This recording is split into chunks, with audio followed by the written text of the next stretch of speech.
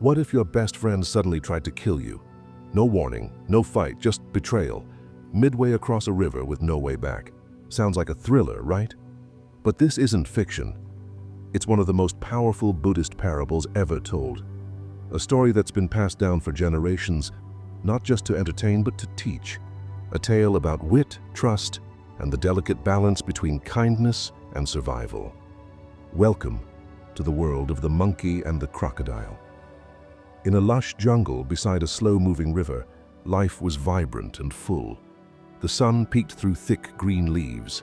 Birds sang in harmonies only nature could compose. Trees swayed gently like nature's metronome. And in the tallest of those trees lived a clever little monkey. Not strong, not fierce, but incredibly sharp. He didn't need muscle to survive. He had something better, his mind. Every day, the monkey leapt from branch to branch, picking ripe fruit, nibbling on the sweetest ones, and tossing the leftovers into the river below, just for fun. He lived freely, with no fear of danger. His instincts were his armor, his humor, his shield. But even the most watchful eyes can blink at the wrong moment. In the river below swam a crocodile, big, strong, patient, silent. He watched the monkey every day, studying its rhythms. At first it was mere curiosity, then it turned into something else. The crocodile's wife had fallen sick. Some say it was jealousy, others call it greed. But whatever it was, she had one strange craving, a monkey's heart. She believed that consuming it would make her strong again, and not just any monkey. That monkey, the one who laughed from the treetops and mocked gravity itself. So the crocodile devised a plan, not of attack, but of deception. He would become the monkey's friend, because sometimes the quickest way to someone's heart is pretending you care about it. And just like that, the jungle wasn't just trees and animals. It became a stage, a test of trust, a story of survival, not through strength, but through cleverness. The next morning, the crocodile rose from the murky waters with a different kind of hunger, not for food, but for strategy. He wasn't a cruel creature by nature. He was a father, a husband, a provider. And right now, his wife was suffering. She lay on the riverbank, weak and pale, whispering about the heart of a monkey as though it were her only hope. Whether it was superstition or desperation, the crocodile believed her. He had to do something. But even as his massive jaws could snap tree trunks, this wasn't a problem brute strength could solve. That monkey wasn't foolish. He was lively, careful, full of energy and laughter. He never ventured too far from the safety of his tree. And he didn't talk to strangers, especially not crocodiles. So the crocodile made a choice that many do in desperate moments. He decided to lie. Later that day, he floated close to the monkey's tree, pretending to nap near the bank. The monkey, curious as always, noticed him and shouted down, "Hey, you're new here, aren't you?" The crocodile opened one eye, smiled kindly, and replied, "Not really. I usually swim upstream, but I heard there's a monkey who throws the best fruit in the forest." Flattered and amused, the monkey chuckled, "Well, that might be me." That's how it started, just a little banter over bananas. In the days that followed, the crocodile kept returning. He told stories of faraway parts of the river, described underwater marvels, and spoke of friendship. The monkey, who'd never had a friend outside the trees, listened with curiosity and growing trust. They laughed, they joked. The monkey even began saving the juiciest fruits for his new friend. And the crocodile? He played the part perfectly, never rushing, never pushing, just waiting. One day, after a particularly sweet mango, the crocodile made his move. "You know," he said casually, "you've never seen my home. It's beautiful, just across the river. I bet you've never seen underwater lilies or caves made of coral. You should come visit. Just once." The monkey hesitated. He looked at the wide river, then back at his friend. "I can carry you on my back," the crocodile said gently. "I'd never let anything happen to you." And in that moment, the monkey, clever, cautious, kind, felt something rare: trust. Little did he know, his heart wasn't just in the right place. It was the destination. The river looked calm that day. Too calm. The monkey sat on the crocodile's back, his tail swaying with the rhythm of the gentle current. The sky stretched endlessly above, and the sun painted gold across the surface of the water. Everything felt still. But inside the monkey's chest, something itched. A tiny voice whispered, "Be careful." He tried to brush it off. "I can't believe I'm doing this." The monkey chuckled, half to himself, half to the crocodile. "It's about time," the crocodile replied smoothly, smiling just enough. "You've spent your whole life in trees. One dip into the unknown will make you wiser." The monkey nodded, although he felt oddly exposed. No branches to cling to. No solid ground. Just water stretching in every direction, and the scaly back beneath him. Halfway across the river, silence took over.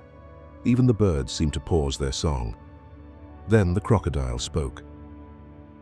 "Friend," he began, his voice strangely low, "I need to tell you something."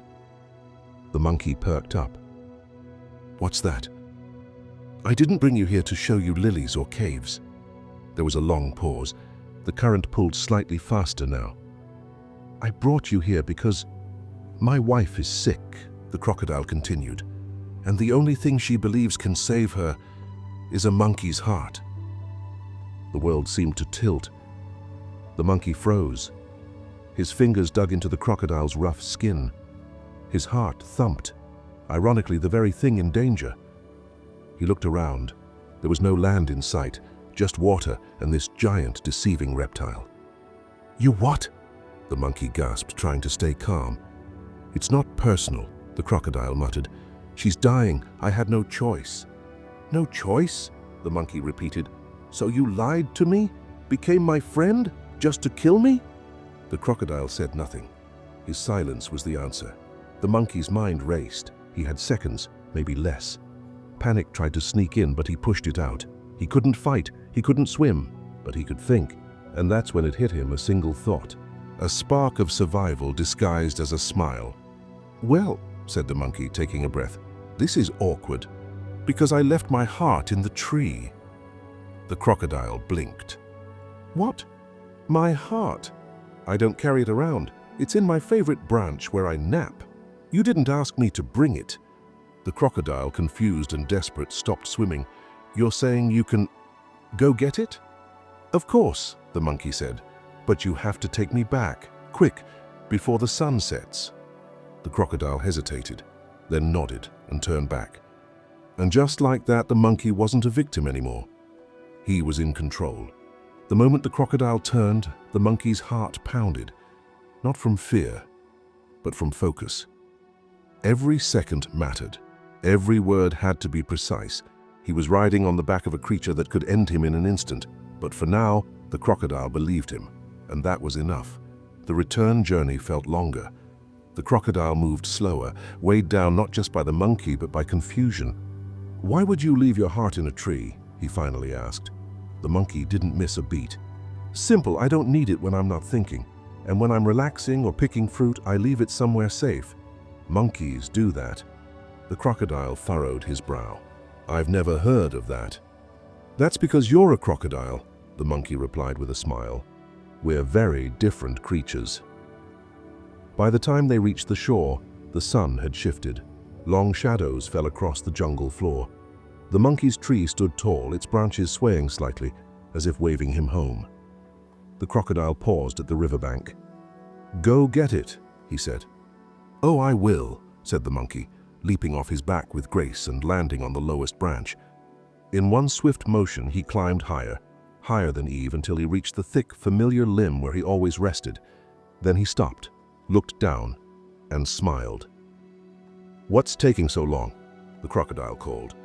The monkey's voice rang out, clear and clever. "You fool," he said.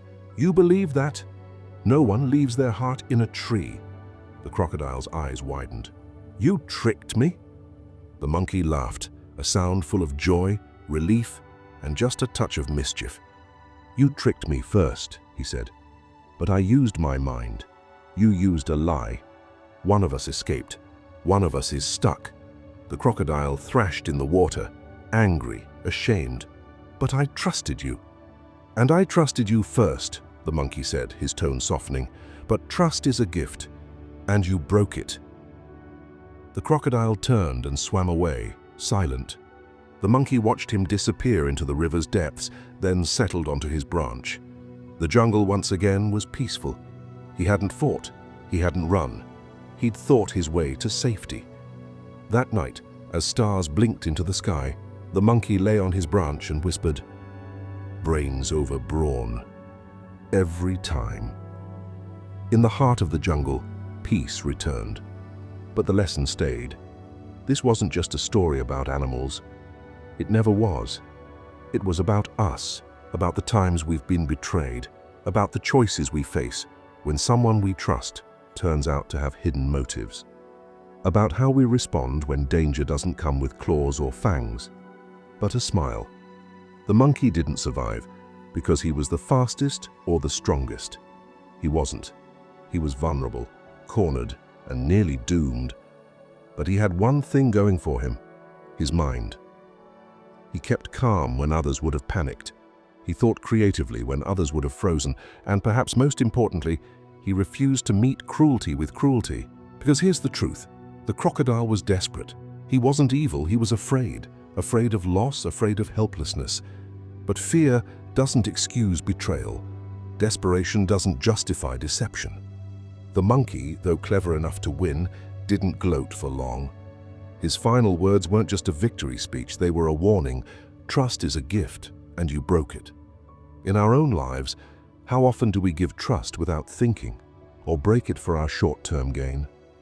We've all played both parts in this story: the trusting friend, the trickster, the one who swims too deep into danger, the one who climbs just in time. The story teaches us that intelligence is not about knowing everything. It's about staying calm when it matters most. It's about observing, thinking fast, and finding solutions where none seem to exist. But more than that, it's about values. It's about choosing not to become what others expect us to be. The monkey could have sought revenge. He could have rallied the jungle, but he didn't. He made his point, then he rested. And that's real strength. So here's a question for you.